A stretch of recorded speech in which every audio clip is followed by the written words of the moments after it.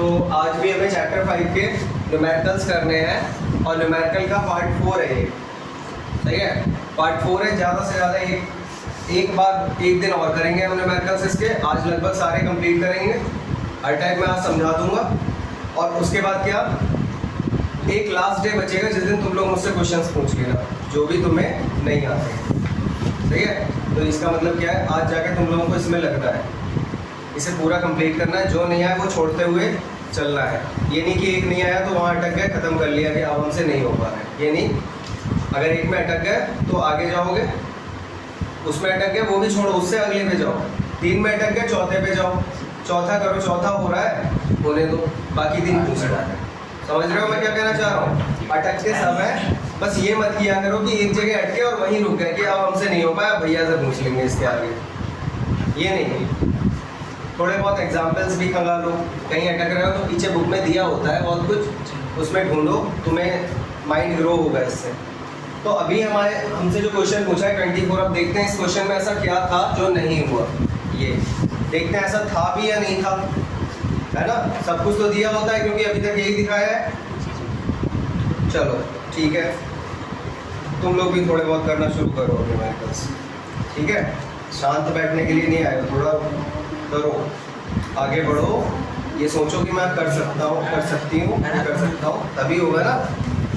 पढ़ो तभी आगे बढ़ोगे। 1 किलोग्राम तांबे के एक टुकड़े को 1 mm मोटे तथा दूसरे को 2 mm मोटे तारों में खींचा जाता है। देखो बहुत ही सिंपल क्वेश्चन है।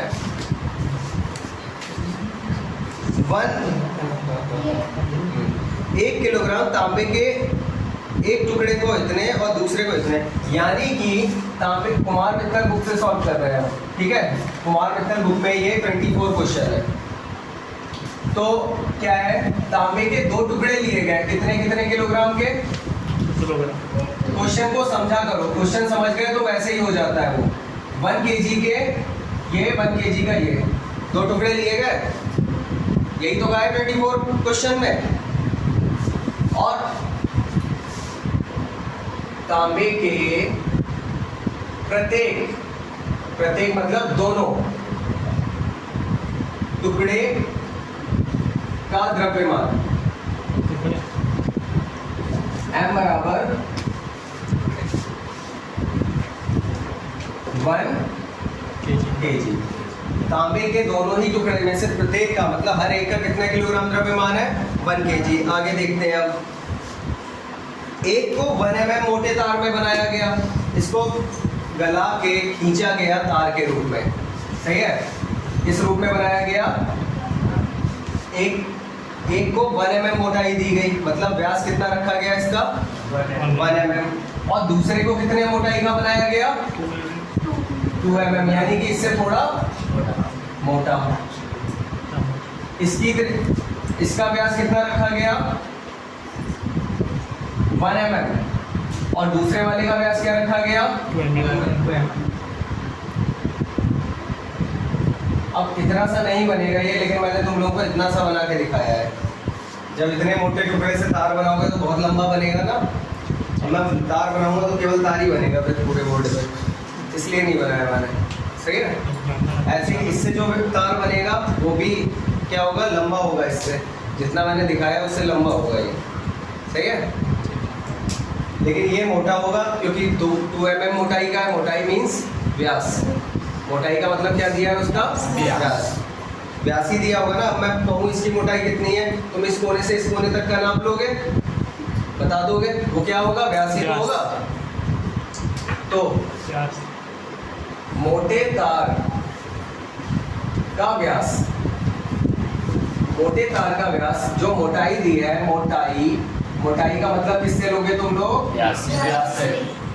तो मोटे तार का व्यास कितना होगा, 2 mm दिया है, या पतले तार का लिया पहले हमने। पतले तार का व्यास कितना है, 1 mm। तो इसकी त्रिज्या क्या होगी, निकाल सकते हैं ना फिर यहाँ से हम। पतले तार की त्रिज्या R1 कह दिया इसे, तो 1/2 mm होगी। तो 1/2 इंटू 10⁻³ मीटर। ऐसे ही मोटे तार का व्यास जो है वो कितना होगा 2 mm। तो मोटे तार की जो त्रिज्या होगी वो कितनी हो जाएगी 1 mm। R2 कह दिया हमने इसे, तो 2/2 यानी कि 1 mm, यानी कि 1 इंटू 10⁻³ मीटर। सही है, इतना समझ में आ गया सबको? यस भैया। त्रिज्या निकाल ली दोनों की। अब आगे क्वेश्चन देखते हैं क्या कहा। आगे क्वेश्चन में क्या कहा है, इन तारों के प्रतिरोधों की तुलना कीजिए। क्या कहा? इन तारों के प्रतिरोधों की तुलना कीजिए। चलो सही है, तारों के प्रतिरोधों की तुलना। तुलना का मतलब क्या है, R1 अनुपात R2, ये ज्ञात करना होगा हमें, यानी कि R1/R2 कह दो। ठीक है, हो सकता है। ऐसे क्वेश्चंस के लिए मैंने एक चीज बताई थी, क्या करते हैं, पहला स्टेप क्या होता है सॉल्व करते समय, द्रव्यमान बराबर बस उन्होंने खुद ही कहा है कि द्रव्यमान बराबर है, दिया भी है ना, तो दोनों के ही द्रव्यमान कैसे होंगे आपस में समान। बराबर। तो हियर यहाँ पे पतले तार का द्रव्यमान, देखो इसका प्रतिरोध हमने R1 माना है, पहले तार का प्रतिरोध हमने R1 माना है, और दूसरे तार का प्रतिरोध क्या माना है R2। तो पतले तार का द्रव्यमान बराबर मोटे तार का द्रव्यमान, और ये आपस में भी बराबर है कितने के 1 kg। पतले तार का द्रव्यमान क्या होगा, आयतन गुणा घनत्व। तो V1, इसका आयतन सब 1 मान रहे हैं तो 1 ही लेके चलेंगे। V1 इंटू घनत्व वही रहेगा जो मोटे तार का होगा, सेम पदार्थ लिया है क्योंकि। अब इसका तार का आयतन क्या होगा, पाई R1 का स्क्वायर इंटू इसकी लंबाई L1। इसकी लंबाई हमने कितनी मानी, और इसकी लंबाई हमने कितनी मानी L2। तो इसका इसके लिए क्या लगाऊं, पाई R2 का स्क्वायर इंटू L2। पाई से पाई कैंसिल हो गया। R1 कितना है, 1/2 देखो यहाँ पे क्योंकि 1/2 भी लगा सकते हो, सीधे 1 भी लगा सकते हो, क्योंकि एक तरीके से रेशियो है, दोनों साइड जो गुणा में होगा mm तो कट ही जाएगा, है ना। तो चाहो तो 1/2 लगाओ तब भी वैल्यू वही आएगी, और 1 लगा दोगे तब भी वैल्यू वही आएगी। क्यों, इसका रीजन ये है कि जब तुम अगर इधर mm में लगा रहे हो तो mm² इस साइड आएगा, दूसरी साइड भी तो mm² ही होगा, वो कट जाएंगे ना आपस में। तो फिलहाल तुम लोग कंफ्यूज ना हो, इसलिए जो मैंने लिया है मैं वही लगा रहा हूँ। सही है, जो मैं चेंज करा है मैंने जब, तो मैं वही लगा रहा हूँ। तो R1 क्या 1/2 गुणा 10⁻³ है हमारे पास का स्क्वायर इंटू L1 बराबर R2 कितना है 1 2 1 इंटू 10⁻³ इंटू L2, इसका स्क्वायर भी होगा ना L2। अब इधर कर दे रहा हूँ मैं, इधर जगह है थोड़ी सी, इसके बाद इधर कर दे रहा हूँ। ठीक है, ये फर्स्ट पार्ट हो गया हमारा। अब यहाँ जो सॉल्व कर रहा हूँ वो क्या है सेकंड पार्ट। तो हाफ का स्क्वायर करोगे 1/4 हो जाएगा, और इसका क्या हो जाएगा 10⁻⁶ इंटू L1। चलो एक काम करते हैं, L1/L2 इसको रोक लिया, L1 को रोका, L2 को बटे में ले आए। सही है, L1/L2 कर लिया, और इसका स्क्वायर करोगे तो क्या रहेगा 10⁻⁶ आ जाएगा कुल मिला के। और इसको जब इधर भेजोगे तो ऊपर जाएगा या नीचे जाएगा, तो नीचे ये ऊपर जाएगा, ये तो ऊपर जाएगा क्रॉस मल्टीप्लाई में, तो 2 दूनी 4 ऊपर चला गया, और ये 10⁻⁶ नीचे आ गया। तो L1/L2 बराबर आ गया 4:1। सही है। अब प्रतिरोधों का अनुपात निकालना है ना, प्रतिरोधों का अनुपात R1 अपॉन R2 रो L1 अपॉन A1, यही होगा। रो L अपॉन A होता है ना फॉर्मूला, ऐसे ही रो L2 अपॉन रो से रो कैंसिल हुआ, L1 upon L2 into A2 ऊपर जाएगा, A1 नीचे रहेगा, A2 upon A1। R1 upon R2 जो रहेगा तुम लोगों का वो L2 रहेगा ना ये। तो देखो L1 अपॉन L2 वो हम निकाल चुके हैं पहले, कितनी है 4 अपॉन लगा सकते हैं यहाँ पे, इसीलिए लगाया था ये। आगे ए की जब वैल्यू लगाओगे पाई R2 का स्क्वायर पाई R1 का स्क्वायर, पाई से पाई कट जाएगा, हो चुका है वैसे तो। बस R2 की वैल्यू लगानी है यहाँ पे और R1 की वैल्यू लगानी है, दोनों वैल्यू पता है लगानी है। R1 R2 का अनुपात निकालेगा, यही हमें निकालना था ना, तुलना करनी थी। चलो करो, इसको कर दूंगा मैं कंप्लीट। तो यहाँ तक आ गए हम लोग। R1 अपॉन R2 बराबर क्या है 4 upon 1 into R2 square upon R1 का स्क्वायर, यहाँ तक आ गया। अब क्या रह गया R2 और R1 की वैल्यूज यहाँ पुट कर दोगे, रेशियो निकल आएगा R1 R2 का, है ना। डायग्राम मिटा दे रहा हूँ, ठीक है। वो डायग्राम वैसे बुक में तो नहीं था, ये तो मैंने बताया था कि समझ जाओ तुम लोग कि कर क्या रहे हैं। R1 अपॉन R2 क्या है 4 अपॉन 1 है इंटू R2 की वैल्यू कितनी थी 1 into 10 to the power minus 3 थी ना, अपॉन R1 की वैल्यू कितनी थी 1/2 into 10 to the power minus 3। दोनों की घातें सेम है तो ये डायरेक्ट काट सकते हैं हम, सही है। और ये 2 दूनी 4 ऊपर चला जाएगा, बटे में है तो 2 दूनी 4 इसलिए बोल रहा हूँ क्योंकि इसका स्क्वायर है। तो 4 इंटू 4 अपॉन 1 कितना आ गया 16/1, यानी कि 16 अनुपात ये आंसर हो गया, यही है। ठीक है,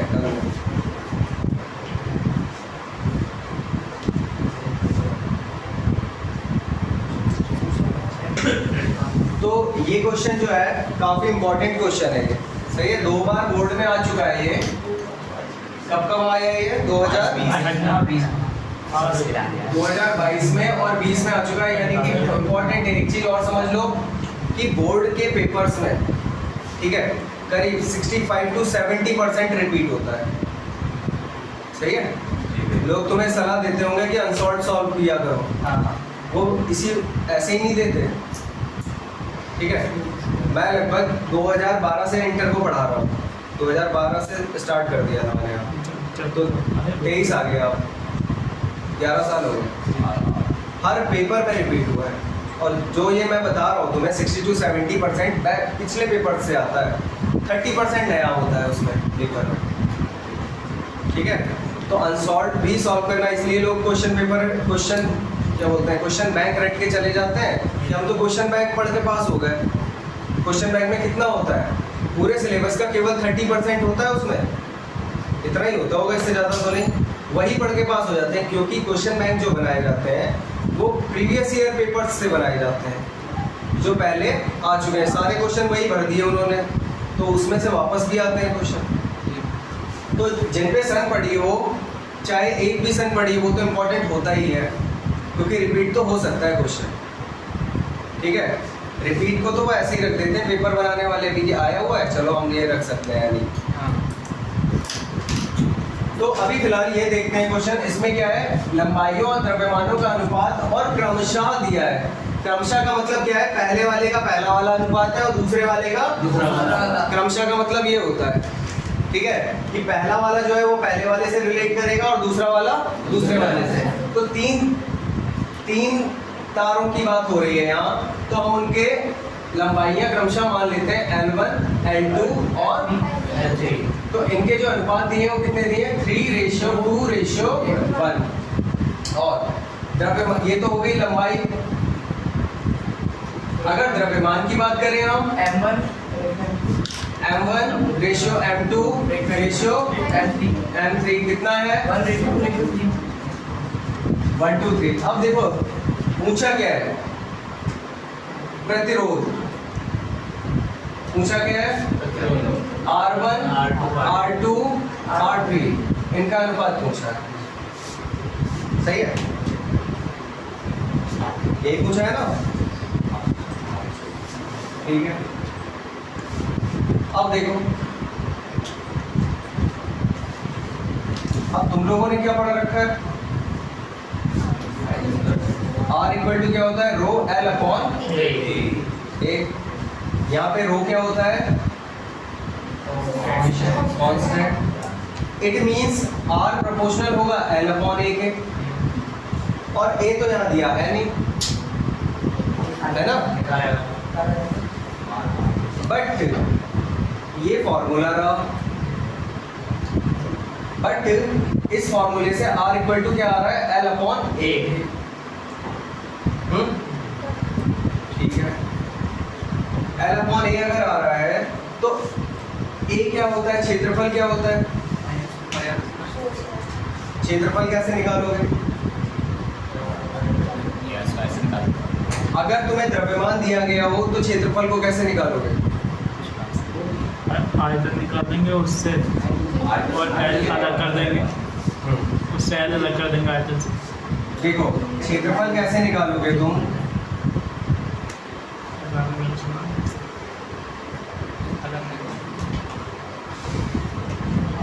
अगर द्रव्यमान दिया है, चलो ठीक है, द्रव्यमान दिया है m,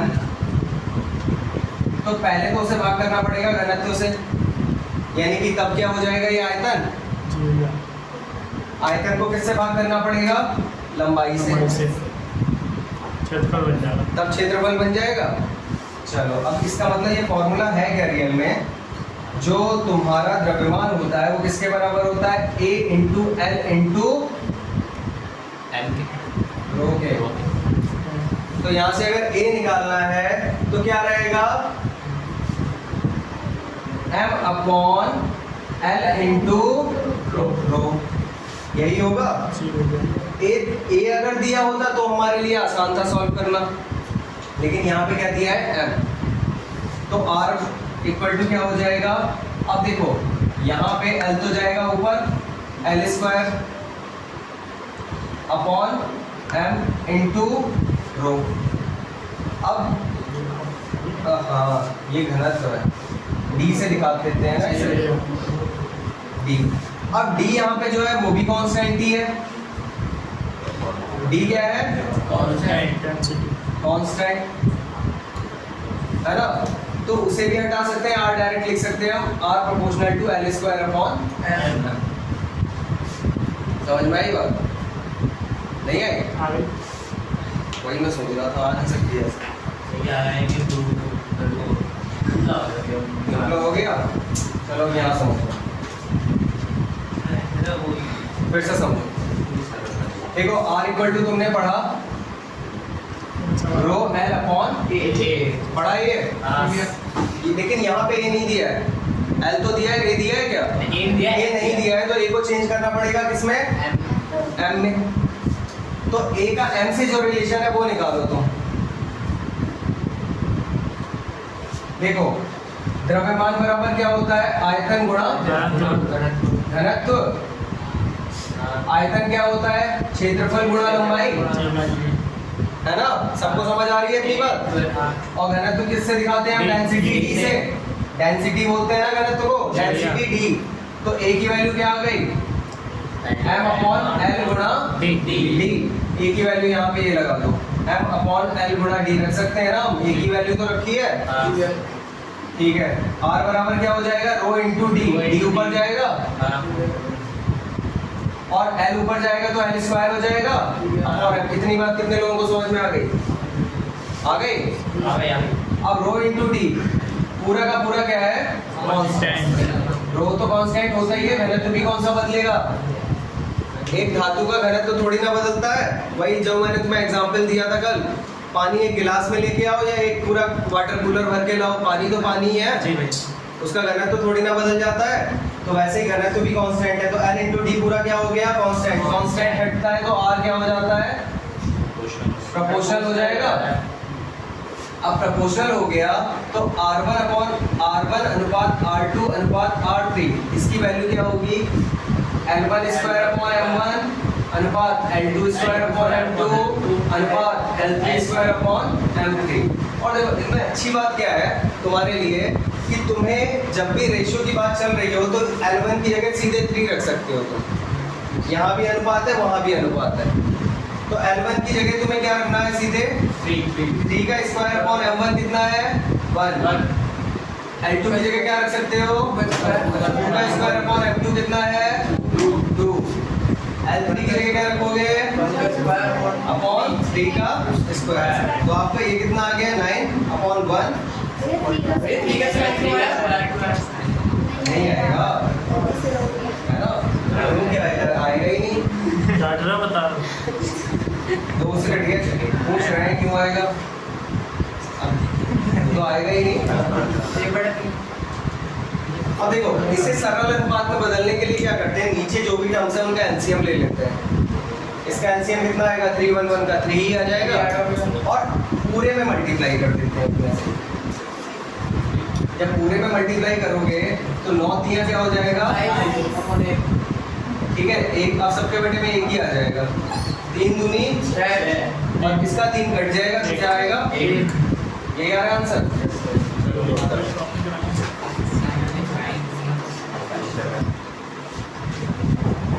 क्वेश्चन नंबर 28 समझ लेना, ये भी अच्छा न्यूमेरिकल है, 2022 में आया हुआ है और इम्पोर्टेंट भी है, क्योंकि इसमें एक टर्म ऐसी यूज करी है परसेंटेज, जिसे देख के तुम घबरा सकते हो, है ना, कि परसेंटेज है अभी इसमें।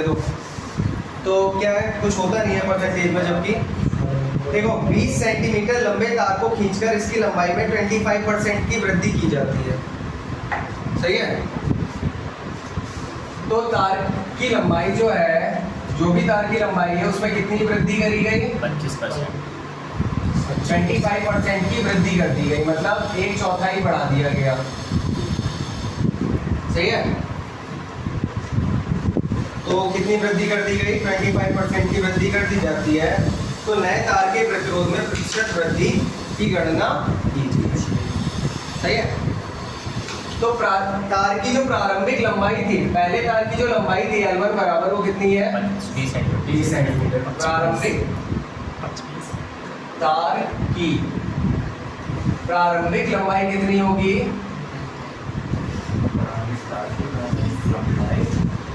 तार की दोनों के लिए यूज करूंगा इस लाइन को, 20 सेंटीमीटर, ठीक है।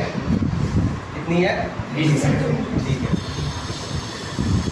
अब तार की जो लंबाई में वृद्धि हुई वो कितनी हो गई, 25%।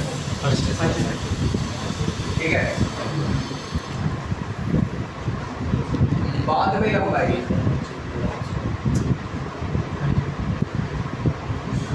कितनी हो गई, इसे तो मैंने मान लिया L1, अब L2 कितनी हो गई, 25% बढ़ गई।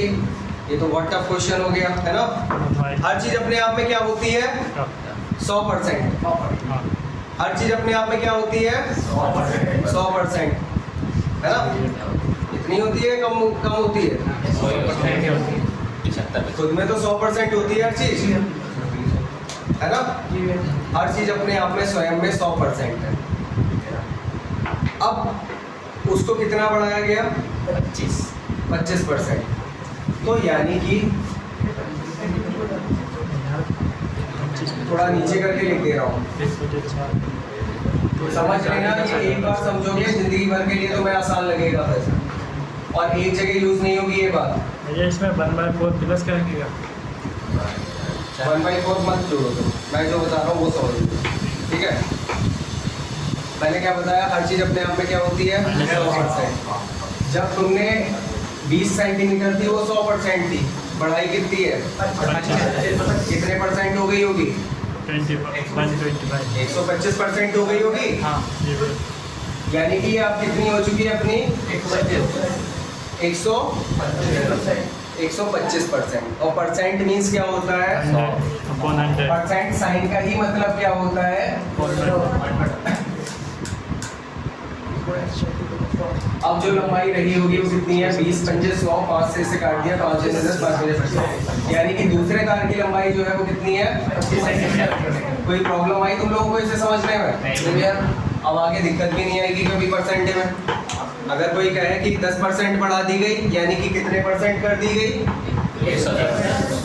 अगर कोई कहे 20% बढ़ा दी गई, यानी कि कितनी कर दी गई? तो तुम्हें 5/4, 1/4, 3/4 इससे कोई मतलब भी नहीं रहा, यानी कि अब ज़्यादा दिमाग पे लोड लेने की भी जरूरत नहीं बची। समझ में आ गई बात? अगर कहा जाए 100% बढ़ा दी गई, यानी कि कितनी कर दी गई? 200% लिख दोगे। परसेंट का साइन का मतलब होता है 1/100, 1/100 लगा दोगे, निकल आएगी ना सेकंड लंबाई। समझ में आ गई बात? ठीक है। अब L1 निकल आया, L2 निकल आया, एक ही तार को खींच के लंबा किया गया है, द्रव्यमान थोड़ी ना बदल गया होगा, है ना? जितना भारी पहला तार होगा उतना भारी दूसरा तार होगा, बस खींची तो दिया गया है, द्रव्यमान उतना ही रहेगा। अगर पहले वाले के लिए अनुप्रस्थ क्षेत्रफल में A1 मानूं, दूसरे वाले के लिए A2 मानूं, सही है? तब पहले तार का द्रव्यमान M1 बराबर दूसरे तार का द्रव्यमान, यही एक रूल बताया है मैंने, इसी को फॉलो करते रहना है, मैंने बताया था। तो M1 बराबर M2, यानी कि पहले का आयतन गुणा दूसरे का आयतन, रो से रो कट जाएगा, घनत्व होता है ये। आयतन क्या होता है? A1 इंटू L1 πr² होता है, उसे A1 भी लिखा जा सकता है, A2 इंटू L2। तो A1/A2 बराबर क्या हो जाएगा? L2/, और L2 कितना है तुम्हारा? 25। और ये कितना है? 20। काटो, 5 बजे 25, 5 सौ 20। तो A1/A2 बराबर क्या हो गया? 5/4। डन। प्रतिरोधों का अनुपात अब निकाल सकते हैं। R1/R2 R1/R2 निकाल सकते हैं। कितना होगा? रो L1/A1 बटे रो L2/A2। देखो यहाँ रो ना मान के D लिख लेना, क्योंकि रो हम विशिष्ट प्रतिरोध को मानते हैं ना, तो यहाँ D दिखा देते हैं हम। घनत्व मीन्स डेंसिटी का D लगा दिया, रो से रो कट गया। तो अभी क्या बना ये? L1/L2 इंटू A2/A1, ये बन गया ना। तो L1/L2 क्या रहेगा? 20/25। और ये कितना है? 4/5 4/5 ये आ गया। A2/A1 है, हाँ, तो 4/5 उल्टा हो जाएगा ना। अब इसे भी काट लो, 5 से इसे काटा, 5 चौक 20, 5 बजे 16/25। अब क्वेश्चन क्या है ये बताओ मुझे, क्वेश्चन क्या है? प्रतिशत वृद्धि की गणना इसमें प्रतिशत वृद्धि प्रतिरोध में नए तार के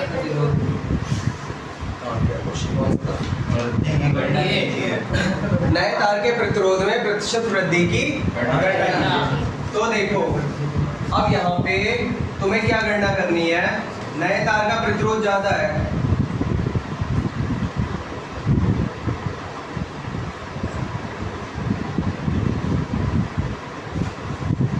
प्रतिरोध में प्रतिशत वृद्धि।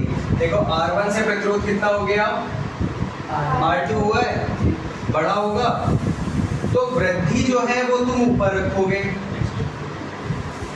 प्रतिशत कैसे निकालोगे वृद्धि का, ये बता रहा हूँ। जिसका प्रतिशत निकालना उसे ऊपर रखोगे, बटे में प्रारंभिक मान रखोगे। क्या रखोगे? और 100 से कर दोगे मल्टीप्लाई। ठीक है, तो वृद्धि कितनी हुई? R2 माइनस R1, यही तो होगी वृद्धि। बटे में प्रारंभिक मान कितना था प्रतिरोध का? गुणा 100। तो अब जो तुम्हें करना है, R1/R2 बराबर कितना आया है? 16/25। देखो चाहो तो जब अनुपात तुम्हारे पास हो ना तो सबसे अच्छा तरीका ये होता है कि R1 को R1 की जगह रख दो और R2 को वहीं पे सॉल्व हो जाता है। R2 की जगह रख दो 25 माइनस माइनस 16 और बटे में 16 गुणा 100। 25 में 16 गया कितना? 9 बटे 16 गुणा 100। 4 से काटो इसे 25 और 4 से काटा तो 4। 25 ने माँ हाँ 225 को 4 से भाग कर दो। 4 पंजे 20 है ना? 20 और बचा 4